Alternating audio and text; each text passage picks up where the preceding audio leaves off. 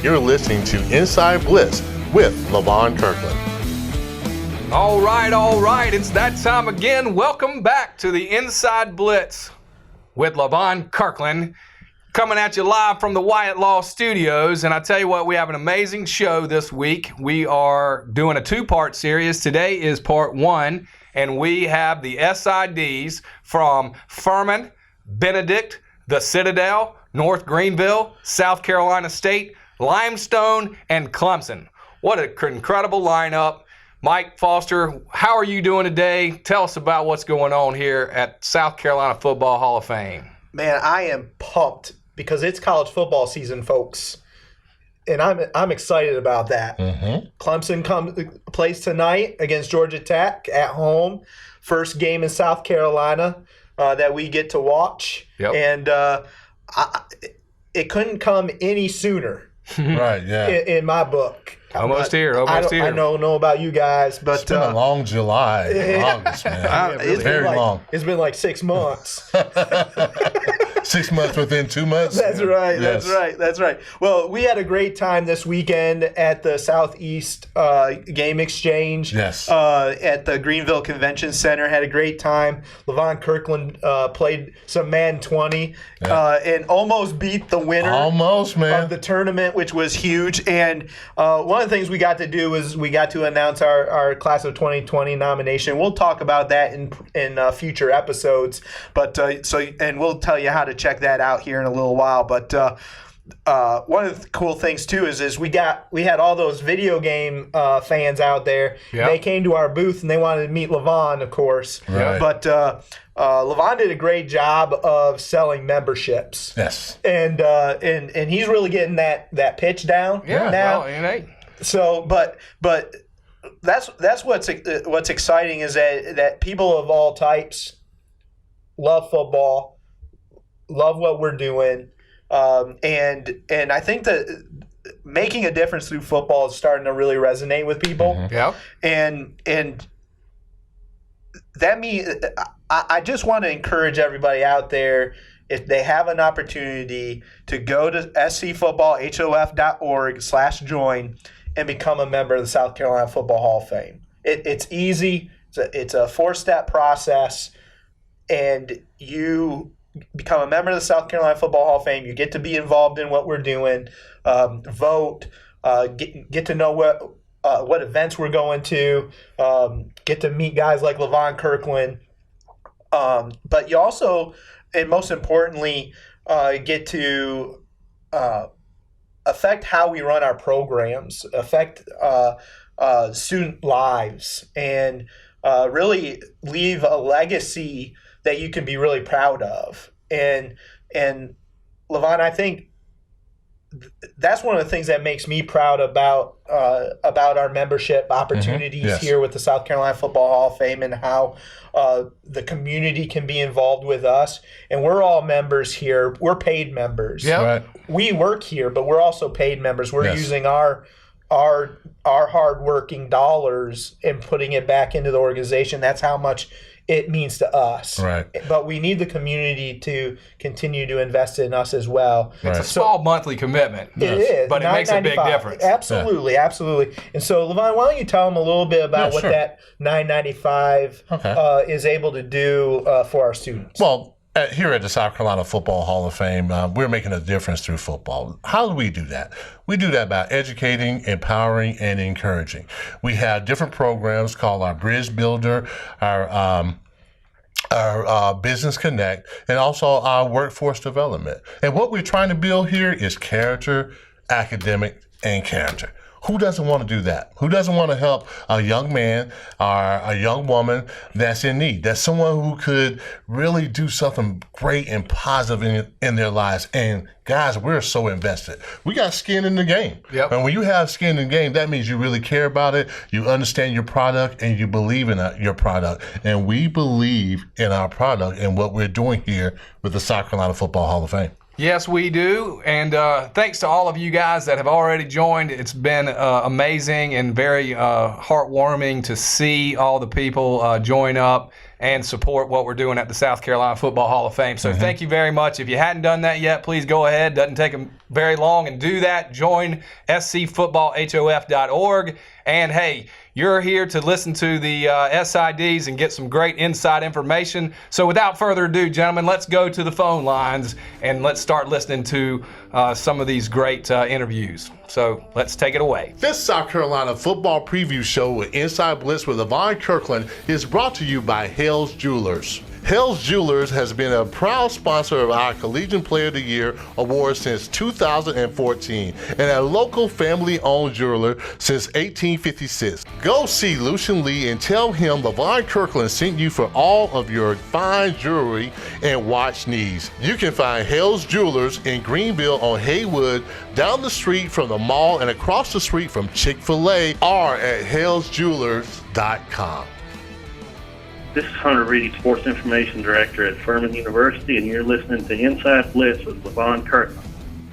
Welcome back. This is Levon Kirkland, the Inside Blitz, and we're doing our college football preview show. And up next, we have Hunter Reed from the Furman University Palace. Hunter, how you doing, sir? Doing great, Levon. Hope you are. Okay, well, I'm going to throw a softball question at you right now. What's your favorite meal in Greenville, South Carolina? Can you tell us that? Oh, man. You talk about a wide variety of choices. Yeah. Putting you on the spot. Any of Rick Irwin's restaurants I really like downtown. Good choice. He cooks a great steak, I'll tell you that. He does. They all do. Yeah, a lot of great restaurants in this town. I love Augusta Grill. I think it's great. Okay. So do you like it medium, rare? What do you like? I'm a medium guy. A medium guy. Okay. Well, yeah. Good. Well, let's go to the football stuff, okay? Is that fine? Sounds great. All right. Let's do it. Now, could you give us a little brief summary of the upcoming season? What are your thoughts of what's going to happen? Well, I tell you what, there's a lot of excitement about Furman's 2019 season. I think the general feeling is there's some unfinished business from a year ago. When we claimed to share the Southern Conference Championship but didn't get an at-large bid to the FCS playoffs. So we feel like that we lost a game in September to the Hurricane, and we finished 6-4. We won 5 out of our last 6 games and finished 6-2 overall in the Southern Conference. And felt like we deserved to get a playoff bid but didn't. So I think that's given our guys a little bit of edge to want to go out and prove, hey, that we belonged last year. But last year. We're excited about this year's team coming back. We have 17 starters and a nice blend of experience and some pretty good depth in different areas. So I know Coach Hendricks and his staff and players, they're raring to go here. Okay, good. Now, tell us a little bit about Coach Hendricks. Now, I watched him on video. He seems a little mild-mannered, but can you give us a little bit more insight on Coach? Yeah, I've had the fortune to know Coach since 1985 was my first year at Furman, and it was his senior year as a player at Furman. And for knowledgeable fans in the upstate and Furman, that's a pretty good era for Furman football. Dick Sheridan at the helm, and no doubt. Clay as a player was part of a lot of success. 3 Southern Conference championships, a national runner-up finish, and 2 or 3 impressive wins over FBS teams. I'm speaking about Georgia Tech and South Carolina, and a couple wins over NC State. So Clay has been accustomed to winning football. He went on to coach here several years as an assistant, 19 years exactly, and was part of a lot more success with Bobby Johnson and Jimmy Satterfield, including a national championship, and then spent 10 years at Air Force before he came back to Furman. And had a lot of success out there as offensive line coach. Very cerebral coach, understands the game. I think he's one of the best offensive line coaches, in the country. That's his bread and butter, even though he's a head coach now. I think he's one of the top line coaches in the country, and he learned from a pretty good guy everybody's probably pretty familiar with, a guy named Robbie Caldwell over there at Clemson. Yeah, no question about it. Now, I have a wager with Mike and David. Could you tell us what the players that we should watch for this year? Oh, yeah. Well, start on defense. We've got a nice host of returning players. Donovan Perryman, inside linebacker, and Elijah McCoy, another inside linebacker, very experienced players. Donovan's from Rock Hill, and Elijah's from Darlington, Georgia. And but probably our headliner on defense is a bandit, otherwise known outside linebacker, called Adrian Hope. He led the country in sacks a year ago, FCS in sacks. He had 15 sacks as a freshman. As a As a redshirt freshman. So he's back as a sophomore, and he's our leader on defense statistically, and really knows how to get the passer. Very quick and also very strong, very powerful guy. He's got the full toolkit to get to the passer. So he's a premier player over on offense. We've got our entire offensive line coming back, all 5 starters. And we've got a nice backfield with some talent. Devin Wynn, a junior tailback, is our leader there. The one question mark we have right now is a quarterback. We graduated our 5th-year senior last year, Harris Roberts, who led the conference in passing efficiency. And we've got 2 guys, Hans Sisson and Darren Granger, 2 redshirt freshmen, are battling for the starting job at quarterback. Okay. Well, I think I lost that wager because I thought, sure, as an SID, you'd talk about offense first. But you talked about defense. I'm proud of you now. I am proud of you, but you're a defensive guy. I remember you shutting down everything over at Clemson in the late 80s, man. I mean, we were doing good just to get a couple first downs over against you guys. Well, we always respect Furman and what you guys did, and thank you so much for that compliment. But, I'm just, for the most part, people talk about offense a little bit more than they talk about defense. So I thought, sure, you'd talk about offense first. But, hey, I appreciate you talking about defense. So we can always talk defense, And, Levon, you're going to have to watch Adrian Hope if you get a chance, because that guy can rush the passer. And, of course, he was a Blanchard-Rogers Trophy finalist last year as a freshman. Because of the job he did last year. So I'm looking forward to that sophomore campaign. Well, anybody who gets 15 sacks anywhere, I don't care where it is, high school or anywhere, that's a guy that can play. So I'll definitely be watching out for Mr. Hope. I know you guys got a big fan base, but for the people who don't know, can you tell us the best way fans can follow the program and how to get tickets? Sure. The best way to go is the information source of Furman is FurmanPoundland.com. And people that want to buy folks who want to buy tickets can go through our website, and we've got a nice, easy portal to accommodate them there. And then, of course, we have regular ticket office hours out at Furman in Timmons Arena. But it's pretty easy to get tickets to Furman, very convenient, and we sell ourselves on a nice game day experience. You don't have to walk 6 miles to get to the stadium. You can park pretty close. And there's probably not many stadiums in America more beautiful in a beautiful setting than Poundland Stadium, looking up at Paris Mountain and everything. So it's a great environment, great atmosphere, and some darn good football been played in that stadium over the years. No doubt. Okay, one more question before we let you go. Now, as I look at your stadium, what game is the game to go to this year? Oh boy, I tell you what, we don't mess around. And we open on the 31st at home against Charleston Southern, but then we jump right back in against Mercer on September 21st, and that'll be our conference opener. Right now, that's one we had circled because you want to get off on a good start in conference play. And then October 19th, we've got the Citadel, our longtime rival, coming to Poundland Stadium. We've beaten them 2 years in a row and trying to make it 3 this year. So I know you asked for one game and I gave you 3. My apologies. It's okay. It's okay. We don't mind more. And I'm sure you'll encourage those Paladins to go out to Spartanburg at the end of the year, right, for that SoCon championship. Oh yeah. SoCon championship game.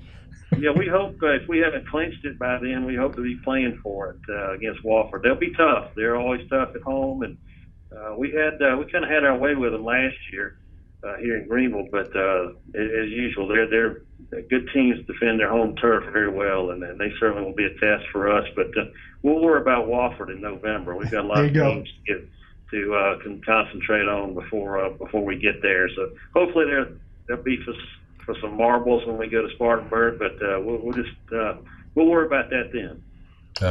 Well, hey, we're looking forward to it, Hunter. Thank you so much for your time and energy. We really appreciate that. Levon, good talking to you guys. Have a great day. Thanks, Hunter. All right, be good.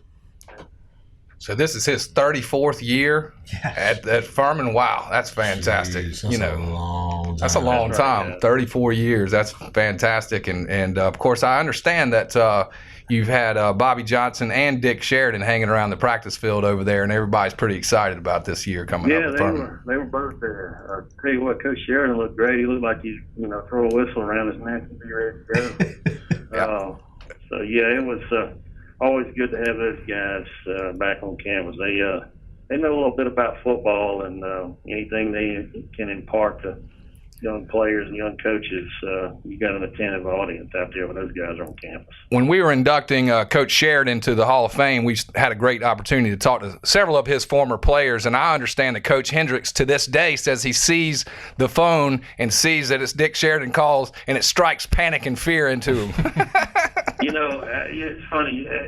That is absolute truth. The other day we posted that interview we did with Dick and Bobby, and you should have seen the reaction on the comments. It was just one former player after another was like, "Man, I'm juiced for tomorrow to go to work," and that made me sit up straight in my chair to see Coach Sheridan on my computer screen. I mean, he still to this day evokes that kind of respect. I mean, it's really almost you almost think it's almost like a cult, but it's true. I mean, that's just what he meant for those players. And here we are 35, 40 years later, and he still has that effect on them. That's fantastic. That's fantastic. Well, again, we appreciate you being with us, Hunter, and good luck to the Furman Paladins this year. Thank you, Levon. Good talking to you guys. Have a great day. Be good. All right, bye-bye. This is Dennis Switzer with Benedict College, and you're listening to the Inside Blitz with Levon Kirkland. Well, we're back with the Inside Blitz with Levon Kirkland. We're talking to different SIDs, and this is our college football preview show. And on the line now, we have Dennis Switzer with the Benedict Tigers. Dennis, how are you doing, my friend? I'm doing great, Levon. Good to be here. Man, it's awesome to have you here. Now, can you tell us a little bit about the Benedict Tigers, and the season you had last year, and also the season that's coming up this year? Sure. Well, the Tigers, we're coming off a 6-3 season last year. Honestly, I think our coaching staff felt that was a little disappointing with some of the talent we had coming back. So they're looking to do a little better this year. They ranked third nationally in Division II in total defense last year, and Coach Mike White, he's a defensive guy, and the defense should be strong again this year. We return an All-American cornerback in Trevante Brown, and we have a strong safety in Robert Cummings Jr. Both of those guys, they combined for 10 interceptions. They both had 5 interceptions. So the defense should be pretty strong again. Question mark is, as usual, going to be the offense. But we've got a returning quarterback. We've got a couple of really good wide receivers, so we're thinking that the offense can move the ball a little better and put some more points up on the board this year. Okay. Well, now, as far as players, I mean, I know you mentioned one already, Mr. Brown. Can you tell us a little bit more about him? He's just a great defensive back, great ball hawk, breaks up passes. He had 7 pass breakups last year to go along with it, with 5 interceptions. Had a recovered fumble, forced fumble. I mean, he's just a good guy to have been back, and especially as strong as our defensive front was last year. Mm-hmm. So they were stopping people from running the ball, and that forced them to throw. And then when they got to throw, they got Brown and they got Robert Cummings back there to pick them off. So, the defense was pretty strong last year. Yeah, you had Rickham Holmes out there terrorizing quarterbacks last year. I'm sure that helped he was a that big secondary. Guy, 6'8" defensive end. Then on the other side, you had Charles Williams. His nickname was Beast. Both those guys are going to be hard to replace, but they think they got some other guys on the defensive front there. We return our leading tackler, our linebacker, Amari Andrews, and then the guy who led the team in tackles 2 years ago, Xavier George, another linebacker. He broke his leg in the first game last year and missed the whole year, but he's back. So we've got, their leading tackler from last year and the leading tackler from 2 years ago at the linebacker. Okay, good. Now, tell us a little bit more about Coach White. His whole background, as I read before, was all about defense. Could you tell me what kind of front you guys run and why is his presence so important to you guys? They call it a 4-3, but, it's a lot of times that fourth guy is standing up.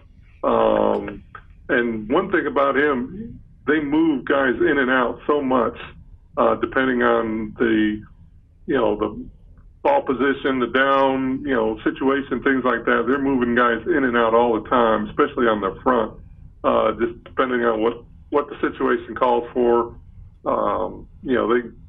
It's not like they're running that same front all the time. So they're giving a lot of different looks. I think it's hard on the offense because they're bringing different people in, bringing pass rushers in on the pass rush and bringing the big ball stopping guys on the run downs. And he's just a really great defensive coach. He knows his stuff when it comes to defense. Oh, that's excellent. So 6-3 was disappointing? It really was. We lost a tough game against Morehouse on our homecoming. Lost 14-10, and we actually held Morehouse to about a little over 100 yards of total offense. Wow. For the whole game. And they got both their touchdowns was on special team miscues. Our punter had a rough day, and they scored one time. I think they scored a touchdown off a bad snap. The punter, it wasn't really a bad snap. The punter just had a hard time catching the ball. And then I think the other time he was able to jump back on the ball, but gave them in good field position. They scored after that. So we, gave them up 2 touchdowns, but the offense only scored 10 points. So we lost 14-10, despite the defensive effort the defense put up that day. So then they turned around, and that was a tough game. They turned around and came back the next Saturday. I think they're still a little demoralized and did not play well against Albany State, which is kind of the top team in our division, and we lost that one 21-0. So I think that was a tough way at the end of the year. Yeah, sometimes in college, they say if you lose one game, you may lose the next one. So we definitely understand that. You guys are a fairly new program. Can you tell us some of the rivals that you may have? Well, I think one of our bigger rivals is probably Morehouse down in Atlanta. Conference school, and and then I think another rival certainly has to be Albany State because of the history that Coach White has with Albany State. We beat them down at their place in 2017, and that was probably one of the first times that I can remember that we'd ever beaten Albany State. So that was a huge win for us 2 years ago in 17. Like I said, we lost at home to them pretty good last year. So I think there's a rivalry building there as well. Okay. Well, can you tell our listeners what's the best way fans can follow the program and how to get tickets? Sure. Best thing is just our website, benedicttigers.com. And you can get all the information about all the games and all the stats and everything you need there. And then there's also, you can order tickets online, and you can do that, and then tickets will be waiting for you when you get here to the game. Or you can just drive up, and it's not like our games are really sold out, but homecoming might be a tougher ticket. But any other game, certainly, just come on up and we'll take care of you. And I forgot to mention about some of the big improvements on our facilities we're doing this year. If you got a second, yeah, sure, of course. About that, yeah, we're putting about little over $2 million worth of improvements into our Charlie W. Johnson Stadium. We're going to have a new turf field. They're getting ready to start putting that in the next day or two. And then we're going to have a giant video scoreboard that's going to have video and instant replay and all the little graphics and bells and whistles, and that's going to be a really neat addition to ours. And then they're doing a lot of other cosmetic and improvements and just some upgrades and repairs just around the stadium. It's going to be a really nice situation for the fans this year. Well, cool, Dennis. We really appreciate it. And I really appreciate you talking more about defense than offense. Well, they're hoping to get, we've got our quarterback coming back. We've got a couple good wide receivers, but, the defense we always know is going to be strong, especially with Coach White. We got to move the ball a little better this year and get some more points on the board. And if we do that, I think we're going to be okay. I tell you what, the next time you come on, we'll talk a little bit more about offense. Would that be okay? Okay. All right. I hope so. Sounds great, guys. Yeah. Thanks, Dennis. Yeah. Sounds like you have a great facilities and upgrade. Those are exciting to hear, and we look forward to seeing a great season with Benedict Tigers. Yeah, I would certainly encourage everyone to come out and see our team and see our new facilities and upgraded facilities. All right. Fantastic. Thank you, Dennis. We really appreciate it. Thank you, guys. Sure thing. Have a great day. You too. Take care. This is John Brush, Assistant AD for Communications at the Citadel, and you're listening to the Inside Blitz with Levon Kirkland. Hello. Welcome back to the Wyatt Law Studios. This is the Inside Blitz with Levon Kirkland, and today we're doing our college football preview show. And right now, we go down to the low country, and we're talking to John Brush with the Citadel. John, how are you doing today, sir? I'm doing really good. I appreciate you guys taking the time to talk with me. Man, we really appreciate you. So you ready to go into the meat and potatoes of this interview? I certainly am. All right, here we go. Did you have a name for your first car? You know what? I did not. To be honest with you, I was just happy when I got in that thing and it turned on and I got to where I was going and where I was trying to get back from. That was pretty much it. My second car was nicknamed the Turtle, so I guess I could say I can claim that as my first one and go with the Turtle on that one. So why did you call it the Turtle?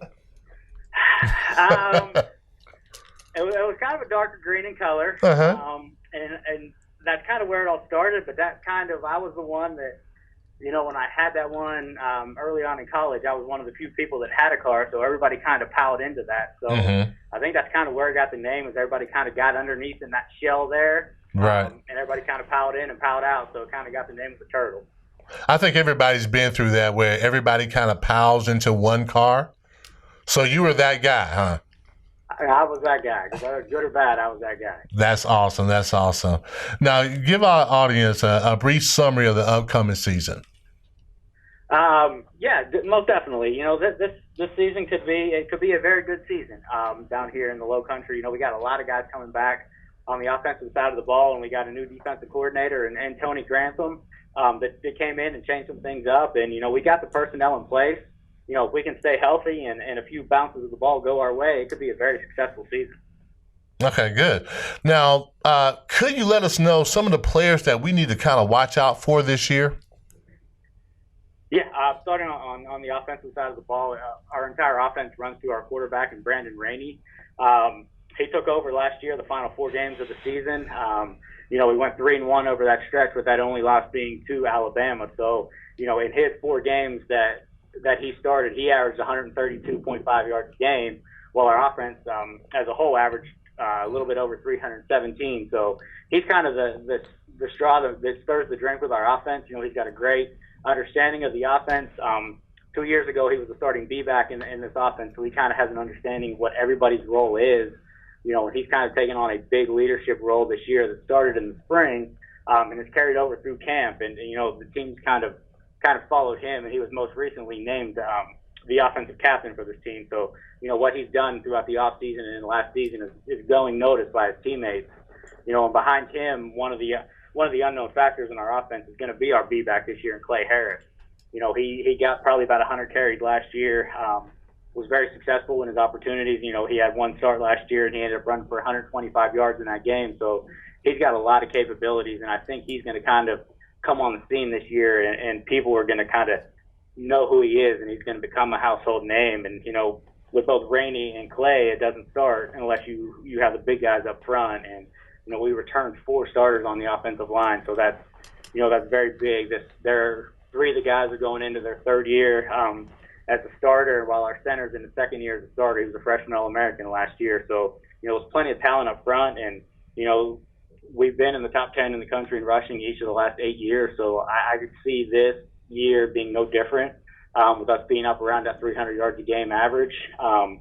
Defensively, up front, all-conference defensive end Joe Randolph, 3-year starter, led the team last year with 14 tackles for loss. So he's had a great offseason, kind of developed into a leader defensively, and he'll kind of be the stout guy up front. And our linebacker core, another preseason all-conference guy, Willie Eubanks, was our leading tackler last year, and he'll be joined on the inside this year by Aaron Reed, who's a graduate transfer from Southern Illinois. Aaron started, I believe, played in about 30 games in Southern Illinois and played a lot there. So he's come in, fit right into our camp. He's become a big part of our team right now, and he's going to fill that void that we had at that inside spot. And, on the back end, we're young, but we're experienced. Looking at our 4 starters right now, we've got 3 sophomores and a junior in there, but all 4 of those guys have starting experience. So although they are young, they've got plenty of game reps. So that they're only going to continue to get better. And special teams wise, probably one of the better units you'll see at this level of football. We got an All-American punter and Matt Campbell.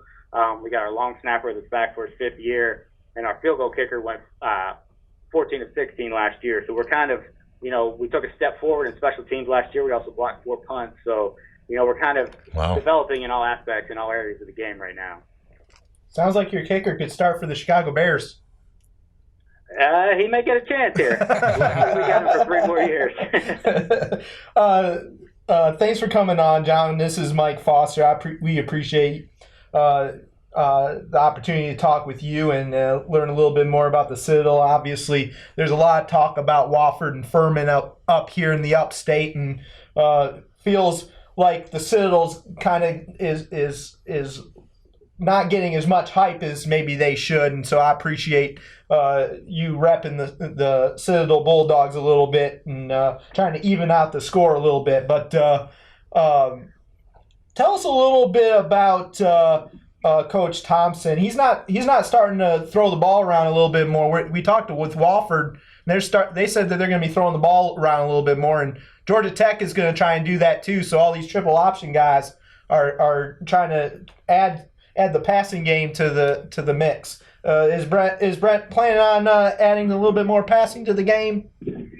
I would say that if you came out to practice this preseason, you would say yes. But when it comes to the games, I don't see us throwing the ball much more than we did last year. If you look at our numbers from last season, once Brandon took over, our number of throws that we had over those final 4 games was not very many. I think in his first start at Western Carolina, he threw 1 pass. At Alabama, he threw 2. So he's not going to throw the ball very much. He's more of a runner. But, in our last game against Charleston Southern, he did throw the ball 8 or 9 times. So, I guess you can say maybe we opened it up and aired it out a little bit in that last game. But, I would say if we throw the ball more than 10 to 12 times a game, that may be a surprise. Wow, that's like the late 80s and early 90s football there. Throw it 10 times, run it 100 times. We're going to line it up, and we're going to run the options. If you stop it, then we'll get creative, and that's when we may have to throw a pass. Gotcha. Good. Hey, John, if you look at your schedule, and I was going to come to a game, what would be the best game to come to this year? I would say probably would be the VMI game. Mm-hmm. Just because everything that goes into that game, it's kind of the FCS version of the Army-Navy game. Right. Last year we took probably 600 of our freshmen up there to that game, and they had all of their cadets on the other side. So it kind of goes back and forth between them. during the game. So we're hoping, we're not sure yet if they're going to bring, their freshmen this year. So, if they do that, it makes just a great atmosphere where you've got both sides going back and forth throughout the game. A lot of it is involved with the game, but a lot of it is not going on with what's going on in the game. It's just the cadets on both sides going back and forth. So, it just makes for a great atmosphere. It's a trophy game. It's a rivalry game. So, you can always throw the records out the window when that happens. Mm-hmm. When you line up something interesting is always going to happen. Now, what's the date of that game? That game is October 5th. October 5th, okay. So you're going to have a ticket ready for the crew? John? All you got to do is say you'll be here, and we'll have plenty of tickets available. John, you are okay with me. They did, some guys didn't want to interview you, but I thought, man, we got to get John Bush on this. I must have been Mike, because I'm a big Citadel guy. That sounds like a Mike. That sounds like a Mike kind of thing. We've been honored to work with the Citadel. Very impressed with the Citadel, and I tell you what, that network that you guys have down there is second to none. We do what we can with everything down here, and we make sure that what we're doing, everybody knows about it.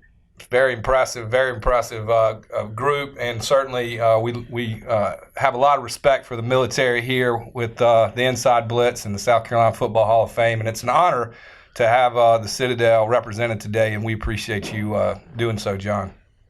No problem. I enjoyed it. No doubt about that. Now, John, before you go, how's the best way fans can follow the program and how to get tickets? The best way to follow the program online is our website at citadelsports.com, and for tickets, it's citadelsports.com/tickets. You can also follow us on Twitter and Instagram at Citadel Football. And all of our information is on both of those sites, are readily available for anybody who wants to take a look at it. Well, cool. John, I hope you guys have a great season. Looking forward to watching you guys play. Thank you so much for your time and your energy, and we'll talk with you later. All right, I appreciate it, guys. You take care. All right, thank you, John. Appreciate it. No problem. All right. Great interview there with the Citadel, the Bulldogs. Great to have them on. And I tell you, it's not the easiest place to recruit down there because of the extra things that the athletes have to go through in order to compete. And I've been impressed with that and looking forward to that season. So, just ask Paul Mcguire. That's right. Ask for Paul Mcguire. Yeah. Was Paul? Yeah, he was in the Citadel. He did go to Citadel. He went to the Citadel, and he was recruited there, but no one told him it was a military school. Yeah. So he arrived, and he was like, what's going on? Man, probably made him a better man for Do you know who he was recruited by? Who? He was recruited by the Oakland Raiders. Al Davis. Al Davis? Yeah, he was an assistant at the Citadel at the time, and he recruited Paul. Just win, baby. And didn't tell him what when Paul got inducted, when he accepted, that was part of his induction speech. He talked about that. But anyway, that's a great story. Yeah, it is a great story, and he is a great member of our Hall of Fame. And what an incredible career he had, not only on the field but also in the broadcast booth. And it's exciting. So, any rate, thank you all for listening in, and stick around, and we'll be right back. You're listening to the Inside Blitz with Levon Kirkland.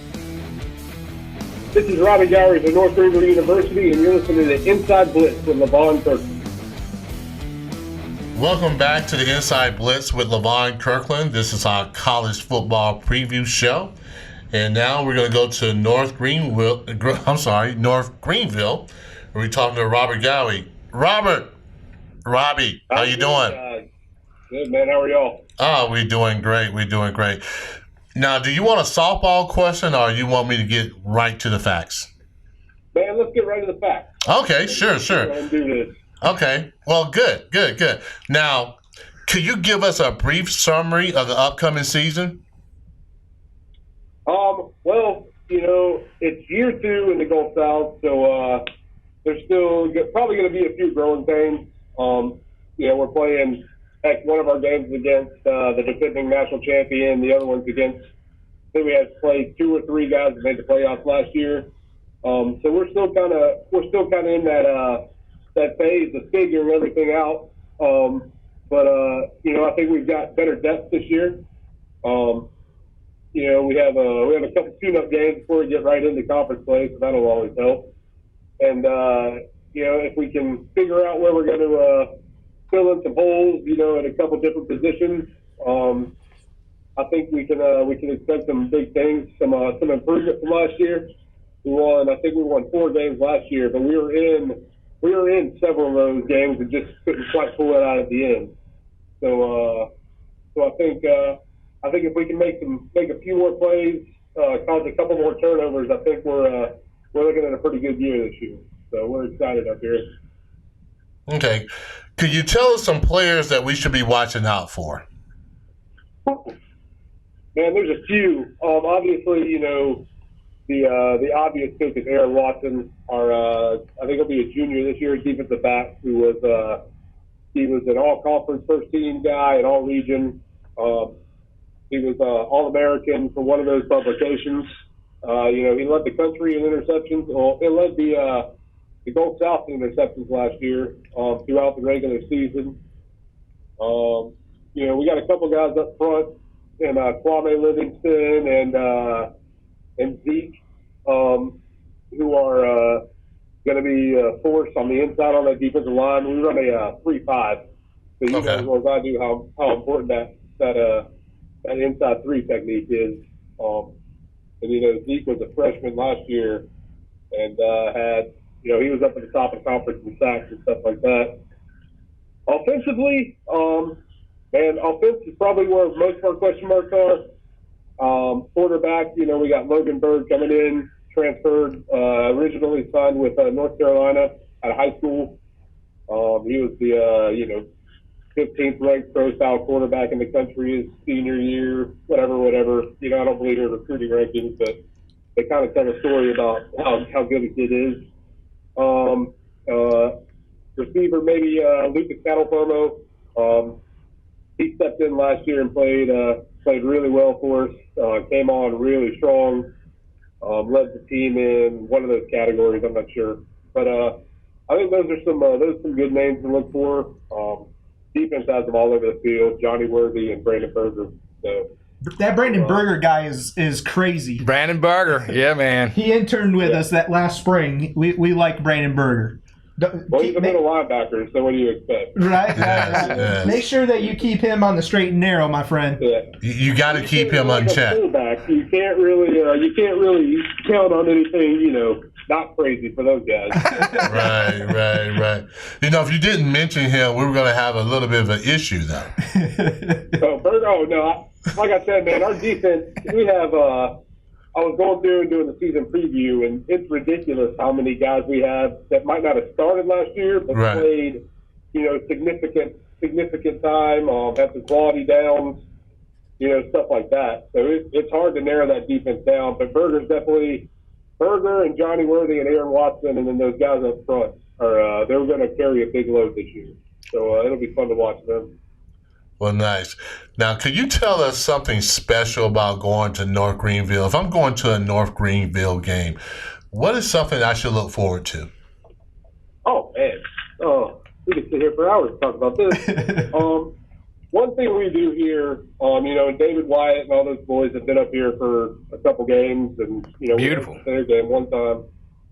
We put a big emphasis on atmosphere, which a lot of D2 schools don't really do, just because they don't really have the manpower. But even without significant manpower, we try as much as we can. So the opening night on Thursday, actually all the night games, we'll have a DJ in the student section, playing just about anything. I think last year, he was playing some 90s stuff and all sorts of remixes. I think we have some SpongeBob stuff mixed in there. Okay. I like to tell people we're kind of like, I was born in Columbia, so this hurts me to say this, but we're kind of like a smaller Clemson. Right. It's a smaller atmosphere. It's a smaller school, obviously, but as far as fan support goes, and facility wise, I like to say we're probably second to very few. And it's not just like it's not a funeral at our games. People are into it. Students are there. The Gulf South commissioner last year couldn't get over the atmosphere when we played West Alabama. So I think that's part of it. You're right on top of the field. You see everything, So yeah, I think that pretty much describes it. Like I said, it's a different place for a D2 school. A lot of people aren't exactly familiar with it, but when you get up here and you get up into the mountains and the atmosphere and stuff like that, sunset hits when the clouds are out, and it's just gorgeous. So it's a special place. Best kept secret. Okay, so I got to come to a game this year, right? Yeah, hey man, you should be up here on September 5th when we play Newberry. It's a Thursday night game, so everybody will be in the stands. Right. South Carolina and Clemson won't get in the way. Right. So, it's going to be fun. I was going to ask you, what game should I go to? What's another game that I should, even if it's a away game, what's a game that if I want to watch North Greenville that I should go to? Man, let me think about that one. Drawing on last year, Valdosta State, I'm going to be honest with you, Valdosta State, they pulled away at the end, but we played them really, really close last year for the most part. They ended up getting a few stops that we couldn't get, in their offense. If you know anything about them, their quarterback was, I want to say he might have won the D2 Heisman. Okay. Pretty close. That'll be a good game, because we're going to play them tough, and it's the defending national champion, so you can't go wrong there. Other than that, that's the one that comes to mind. Like I said, we struggled a little bit last year with the quality of opponent, but we were in everything we played. So I think Valdosta State would be a good one. Okay. Well, it's probably Berger's fault. Did Berger miss some tackles in that game? He told me how great he was. I'm sure he did. I might have used him on the game day graphic too, so it might have gone straight to his head. Okay. I talked to him about that. Yeah, you need to give him a call after that. I will, trust me. Okay, now tell us, what's the best way fans can follow the program and how to get tickets? Oh man, everything's on our website. We're really active on social media. I put a big emphasis on that. So if it's not on the website yet, it'll be on social media and vice versa. All the information is on nguathletics.com under, I think, Inside Athletics or something like that. And then, other than that Thursday night game, everything else is on a Saturday. So if it's a home game, you can always just come up to the stadium and buy tickets at the ticket booth about 2 hours before kickoff. Oh, man, that sounds wonderful. Well, hey, we want to thank you for coming on our show. We really appreciate it. And you got to be a guest again. You got to come back on our show, okay? I'll do it, man. Just let me know anytime. Thank you. Yeah, even though you're a Gamecock, I'll let you get back on the show, okay? Hey, man, not everybody's perfect. Thanks, Robbie. We appreciate you, man. Good Thank luck you. this season. What's up, man? All right, man. I'll see y'all on the 5th, all right? Sounds good. Cool. All right, man. Have a good one. You too, Robbie. Hey, this is Kendrick Lewis, sports admission director at South Carolina State University, and you're listening to Inside Blitz with Levon Kirkland. Welcome back to the Inside Blitz with Levon Kirkland. This is our college football preview show. And up next, we got South Carolina State, SID, Kendrick Lewis. Kendrick, how you doing, my friend? I'm doing good, Mr. Kirkland. I'm ready for some football, I tell you that. I think we're all ready for football. That's right. I mean, July and August kind of drag on, so it's kind of cool to know that football is right around the corner. Yeah, it's it. Definitely it's it. Yeah. Now, I want to start with Coach Buddy Pugh. Now, he's only 4 wins away from surpassing Willie Jeffries. How is that going? How's he feel about it? Does he talk about it a lot? Or how's he handling that pressure? The funny thing about it is that he doesn't mention the record at all. Coach Jeffries is like a father to him, and he'll tell you all the time, no matter if he gets the record or not, nobody can replace Coach Jeffries. Now, I think deep down he's excited about getting the record, if you ask me personally. Of course, yes. Yeah, I think anytime you can break a record, you feel good about it. But now, at the South Carolina Football Hall of Fame, we're big fans of Willie Jeffries. So we understand that you don't want to surpass a man like that, but you got to do what you got to do sometimes. So, Oh yeah. So, Kendrick, give us a brief summary of the upcoming season this year. You know, the funny thing about this team is that they started out slow last year, ended up 1-4, and then went out the last 4 out of 5. And everybody's back. I think they have a point to prove. You got 9 starters returning on defense and 7 on offense. Wow. And this team is hungry. This team is no superstars on this team. You got a few standout, few prospects, but overall, this probably is the best team that I've seen as a unit back in the 2008, 9, 10 years when they three-peated. So I'm excited about seeing these guys play. Coach Drew is excited as well because he thinks this is the team that can get it done and can be in Atlanta at the end of the season. Wow, that good, huh? Well, come on, you guys got to have some players. So give me a few guys that we should look out for.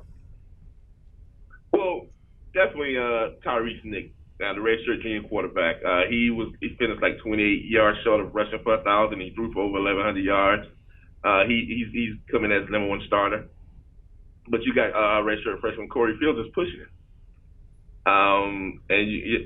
Quincy Hill out of Spring Valley, he's pushing Corey Fields. So to have 3 quarterbacks that can actually play at any time, it's a big thing for South Carolina State because we're normally known for our defense, right? Defensive team.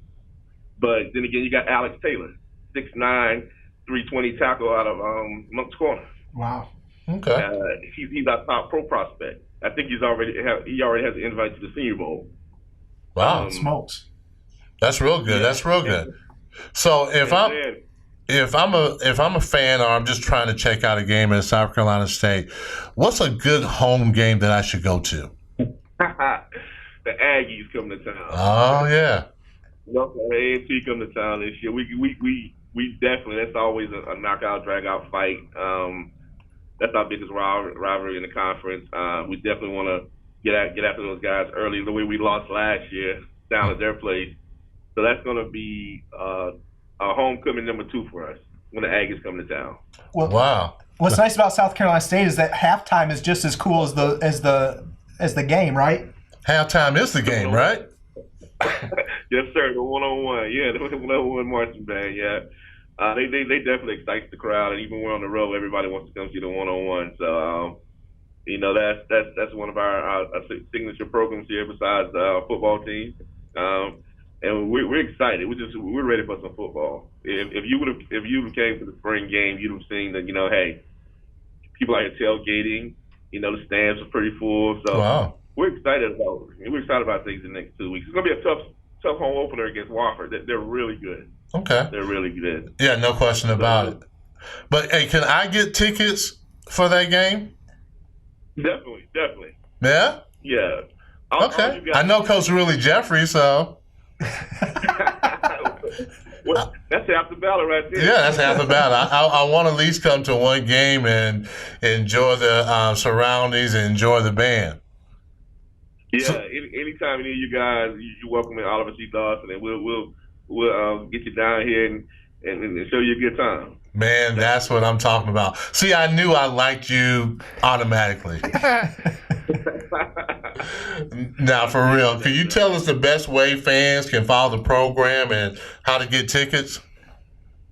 Well, we like to send our fans to our website, www.scsuathletics.com, and that way you can find all your information out on the Bulldog football program, how to order tickets, and we'd definitely like to see our fans, Bulldog fans and non-Bulldog fans out, here in Orangeburg this season.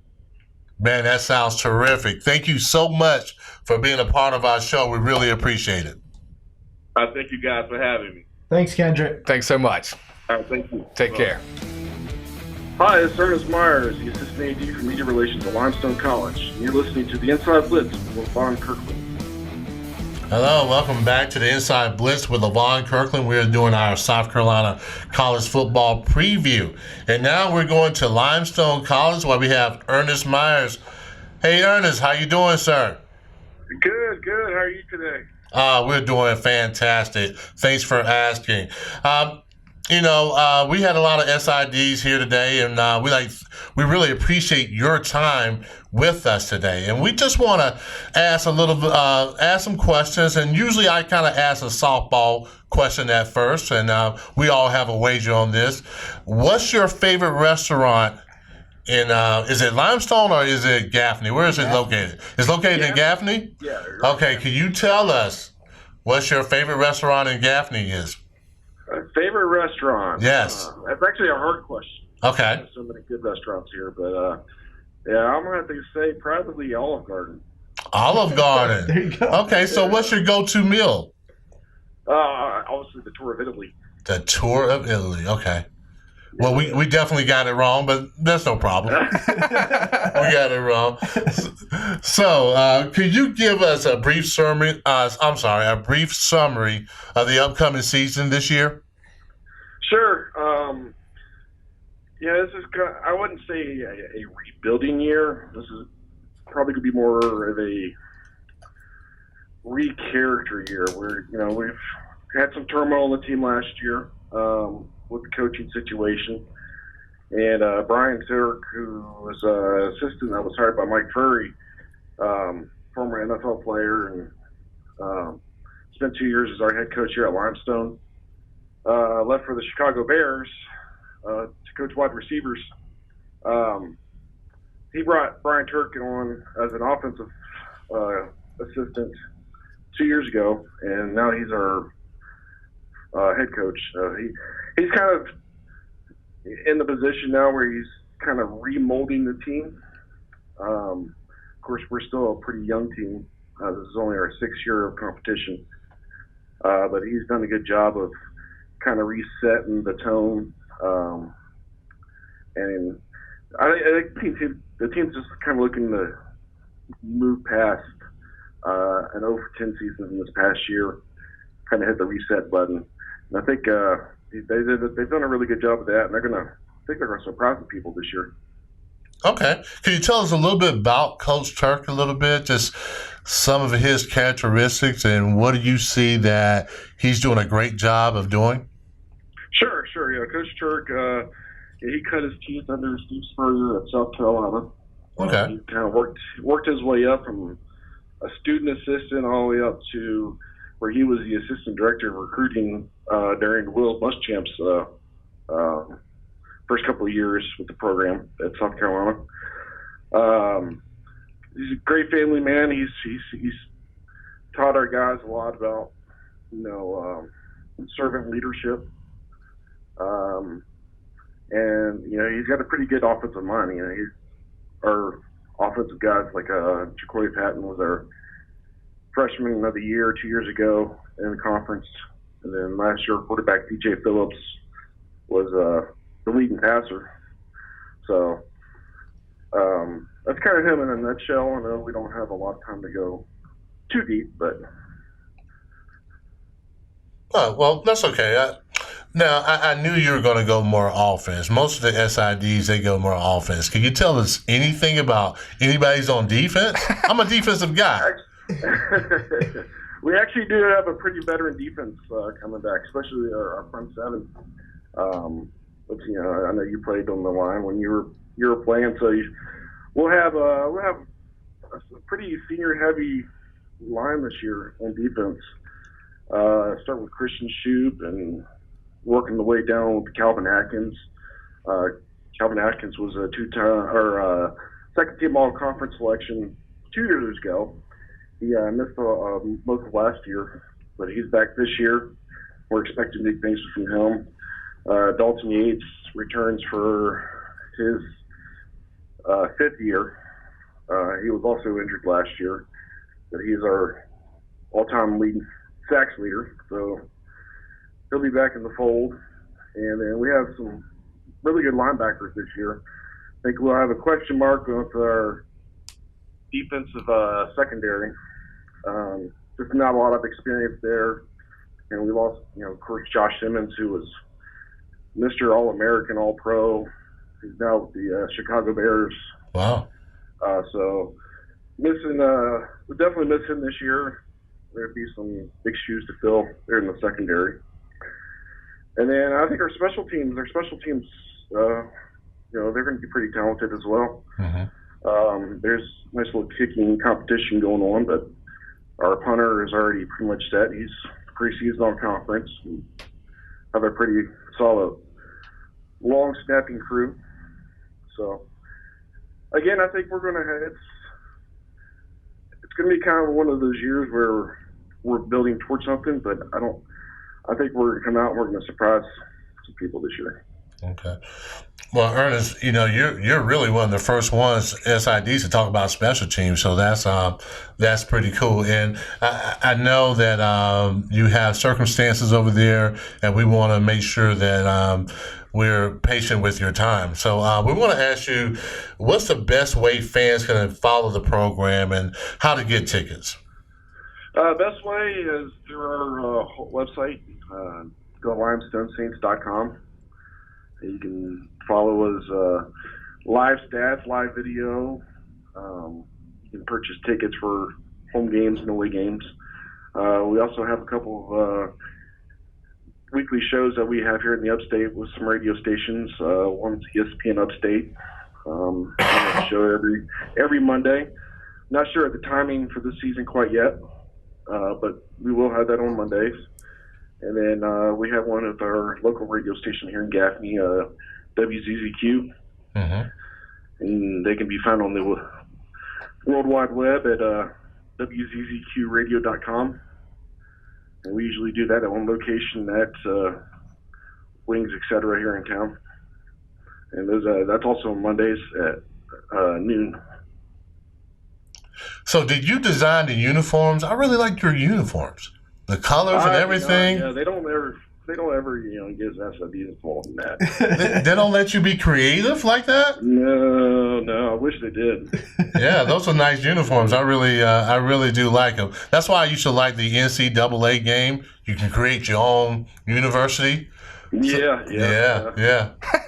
So I really do like those helmets. And again, we'd like to thank you for being a part of our program. We really appreciate it. And we hope that we can get you again. Yeah, absolutely. Anytime you guys want me on, or if you want to speak with Coach Turk, one of our players, be happy to set that up for you. Oh, man, we would love that. Thank you so much. We appreciate that. Yes, sir. I appreciate you guys having me on. Yeah. Have a great rest of the day. Go handle your business. Go Saints. Yep. Thank you so much. Take care. This is Ross Taylor, Assistant Athletic Director for Football Communications at Clemson University, and you're listening to the Inside Blitz with Levon Kirkland. Hey, welcome back to the White Law Studio. This is the Inside Blitz with Levon Kirkland, and this is our college football preview show. And up next, we have Ross Taylor from Clemson University. Go Tigers. How you doing, Ross? I'm doing well, Levon. How you doing? I'm doing fantastic. Thanks for being on with us. Oh, my pleasure. Thanks for having me. All right, let's get to the meat and potatoes right now. Here we go. Have you ever been told that you look like someone famous? And if you did, who was it? Boy, I don't know if I have, to be real honest. I'd have to go back and think that. You guys have my headshot. You tell me. I was thinking a little bit of Brad Pitt, perhaps. Oh my goodness! You may have just made my wife's day, so I appreciate you. Who gets the flowers from the Taylor family? Hey, no problem. Hey, I know that there's a lot of anticipation of Thursday night. How is it going to feel playing on a Thursday night, opening up a new network, the ACC network? You know, there's excitement for every game we play, but the simple fact of everything you just said, it's a first chance really for our fans and for the world to see the 2019 edition of this football program, a team that we are really, really excited about. The fact that we get to open a new network, which really, really is a game changer for our program, our conference as a whole. The ACC network is going to do great things for us and great things for the entire conference. And as you know, there really are not a lot of Thursday night games that are played here in Clemson, South Carolina. Right. A lot of times when we played on Thursday, it's been on the road. I think it's the fifth time that we'll be hosting a Thursday game here at Memorial Stadium. So it really is something special for us in a lot of regards. There is excitement to be had no matter what when you've got the team that we've got, but just everything coming together, we think it's going to be a really, really special night in the Valley. No question about it. Now with the Clemson Tigers and the brand that you guys have all across the country, we know a lot of the players that have played, a lot of people from the state of South Carolina, and also all over the country are familiar with, guys like Trevor Lawrence, T. Higgins, Isaiah Simmons, A.J. Terrell. Can you tell us a player that's kind of under everybody's radar that we need to watch out for? Yeah, I'll give you 5 of them. Okay. The offensive line.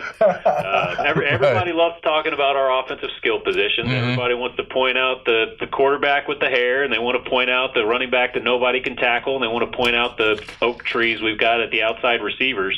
But the fact of the matter is this thing is really powered by an offensive line that has a ton of experience, is very maybe under the radar in terms of national respect, but you look at some guys, we're probably going to start 4 seniors across that offensive line. That'll be the first time we've done that since 2011. I think the last time we did that for a full season was 2009. Left to right, at left tackle, Jackson Carman is a sophomore, stepping in for Mitch Hyatt, who played more football than anybody in the history of Clemson. Coach Sweeney has talked about how dedicated he's been and the growth he's seen in him. But then you're looking at 4 seniors the rest of the way. At left guard, John Simpson, who was a preseason All-American, according to Phil Steele. Sean Pollard, who played at tackle in the national championship in 2016, slid into guard last year, will now slide into center and has dropped some weight to play that position. Gage Cervenka, who you all saw last year when he was inserted in the second half against Syracuse, just how much our run game really took off whenever he took on a bigger role. And then Tremaine Ankrum, who's just a great, great leader for us at right tackle. So I know I'm selling about 115 other guys on the roster short by pointing them out, but that offensive line maybe doesn't get talked about as much as it should because of everything else that is involved on this offense, but that's a special group of talented, experienced leaders for our program. It's kind of funny that you did talk about the offensive line because those are the guys who usually shun away from the spotlight. So it's kind of nice that you kind of highlight those guys. Yeah, and you know what? That's maybe that's being an SID and a PR guy. The fact that we're somebody who likes to be in the background and talk about the achievements of others. That maybe I got a little offensive line mentality in me. So I appreciate those guys for what they do. And like I said, there's so much focus on the other elements of that offense that I think it's imperative that folks really understand. The car can be pretty, but without the engine, it doesn't work. And those guys are part of the engine. That's absolutely right. I love it. I love it. Hey, Ross, you had to replace Tim Beret, and you're in your second year. And we'd be amiss to mention that Clemson has not lost a football game since you've become the SID.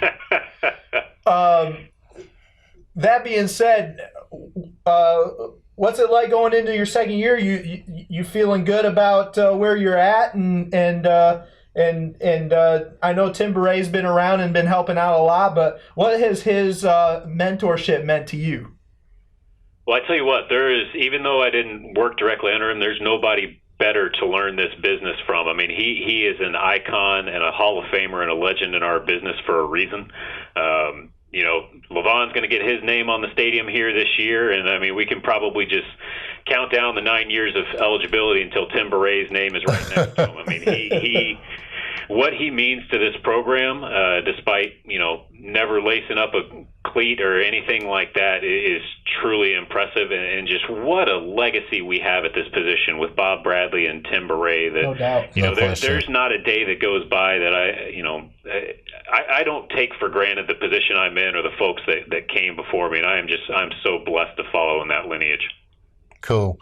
Now, I know everybody has heard about Clemson and everything they're doing there, but I just want you to imagine this. What if someone came to you, didn't know anything about Clemson University? What would you tell them that's special about the university? Well, it's funny because I've really had that experience over the last year. You know, I am not a Clemson graduate or a Clemson native, so I was really new to it. And I did a little bit of speaking a couple months ago, and I told a group, the thing that's special here is a couple things. One, first and foremost, it's people. I think you go a lot of other places, and the universities don't necessarily understand that their best asset is people. Maybe they think it's their location, maybe they think it's their resources, maybe they think it's a donor base. Clemson University, and Clemson football in particular, is a place that is going to seek, retain, and empower good people.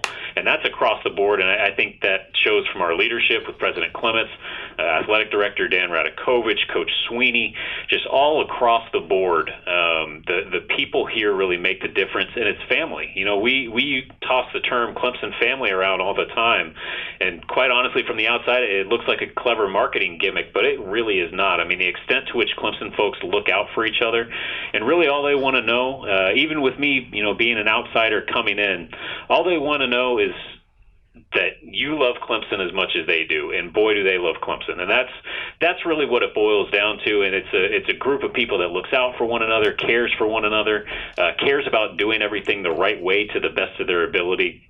And it's just a unique and a special place, and I don't mean that just geographically, but the type of people that it attracts and the culture that has been built here is really something that I think everybody should experience. All right, Ross Taylor. Just one more question before we let you go. I know it's a very busy time for you.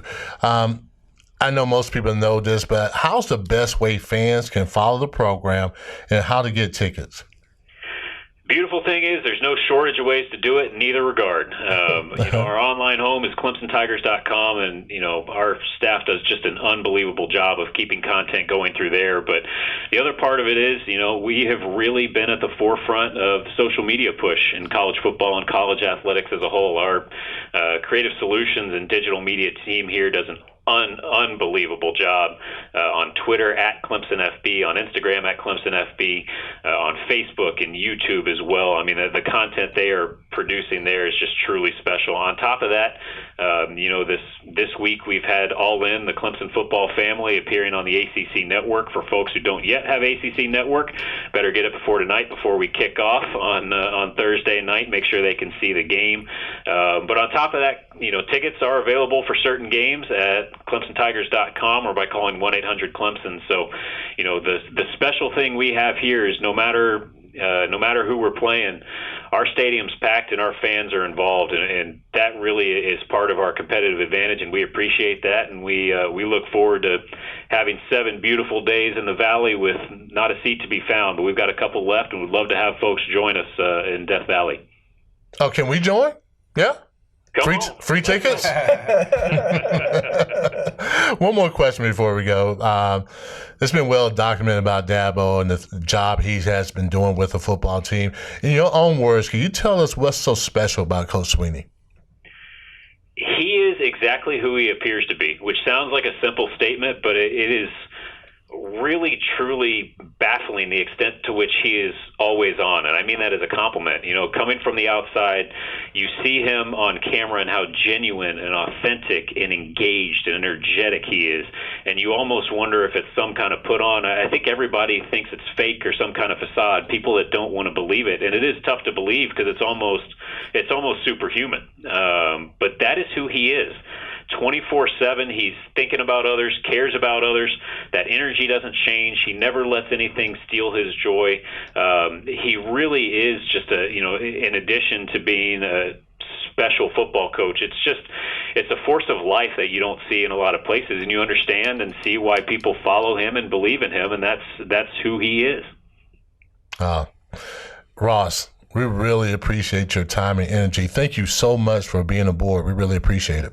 So thank you guys, and thanks for everything you guys do for football in the state of South Carolina. Well, thank you very much. Hey, have a great year, man. Go Tigers. Go Tigers. All right. What a fantastic interview there with Ross Taylor of Clemson. And y'all stick around. We'll be right back with the Inside Blitz and Levon Kirkland.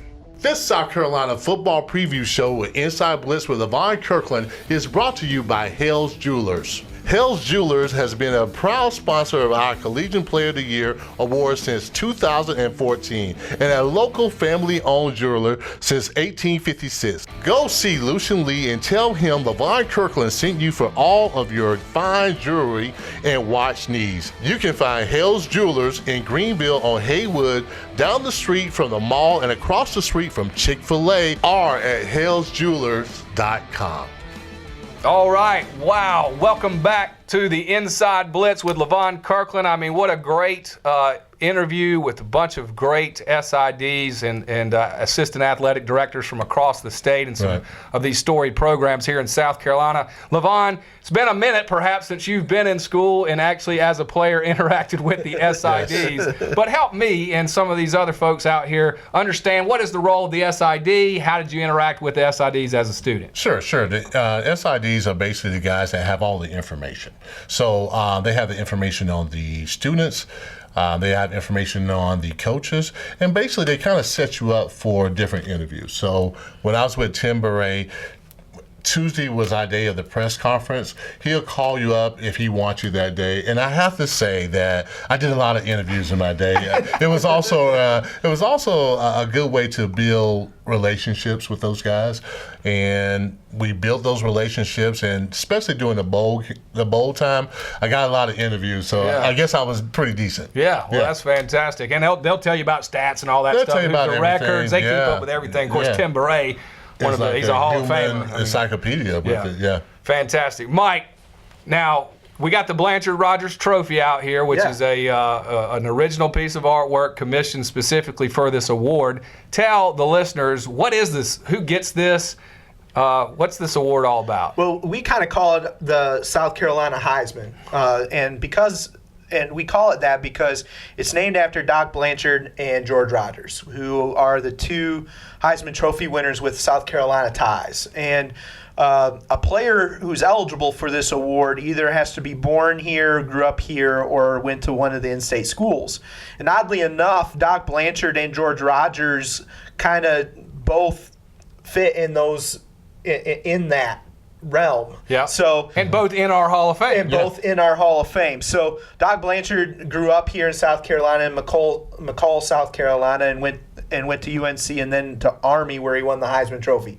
And then, of course, George Rogers is actually from Georgia, but came into South Carolina and won the Heisman Trophy there. So that's kind of the story of it. That's why we call it the Blanchard-Rogers Trophy, and that's why we kind of call it the SC Heisman, which, oddly enough, Heisman used to be a coach at Clemson, so it all ties together. That's right. And we've got right now, the ballot is live. You can vote right now for the first round of our class of 2020. Correct. This Blanchard-Rogers ballot, we've heard a lot about it, but I didn't see it on the website. Why not?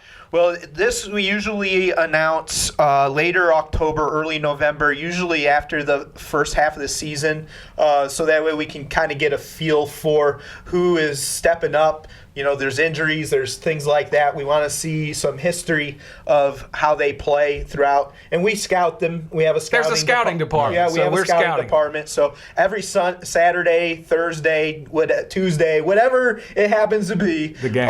We're watching games, taking a look at players from South Carolina, either in the state or out of the state. Oh, well, Mike, I have a question for you. I know we talked to the SIDs about the guys who are in state, the guys who are playing for the colleges here. Who are some of the players out of the state, from South Carolina, but out of the state, that we should talk about? Well, definitely. We can't forget about those guys, and there's some great names, too, from all over the country.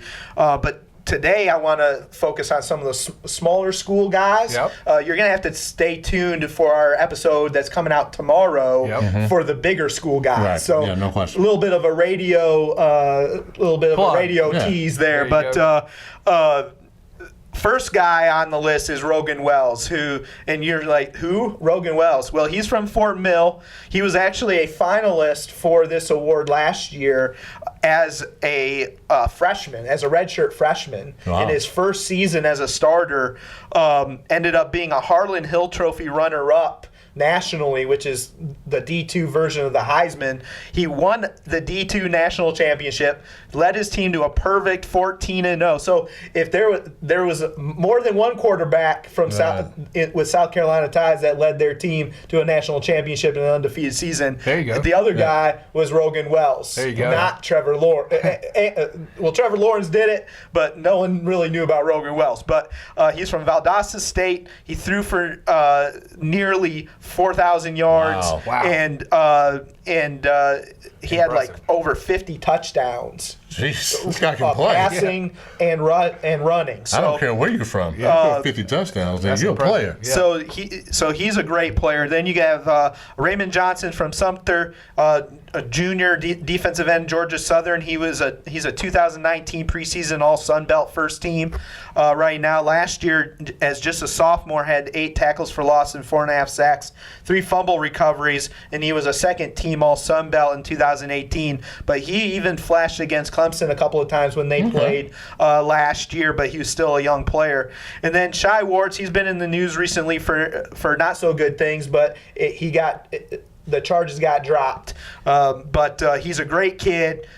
He was a sophomore last year, junior quarterback out of Newberry, also at Georgia Southern. But here's an interesting stat. Didn't turn the ball over as a starting QB in 2018. He was a Blanchard-Rogers finalist as well.